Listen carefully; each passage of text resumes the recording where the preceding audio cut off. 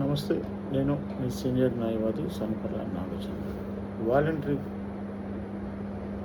Causing hurt. VRO, RI లేదా revenue ఆఫీసర్స్ని కొడితే కేసు అవుతుందా? ఎస్, కేసు అవుతుంది. విధులు నిర్వహిస్తున్న పబ్లిక్పై దాడి చేస్తే దాడి చేయడం నేరం.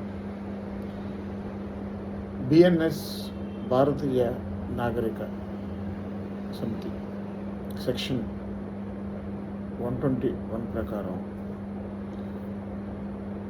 గవర్నమెంట్ ఎంప్లాయీస్ని దాడి చేస్తే శిక్ష చాలా భయంకరంగా ఉంటుంది.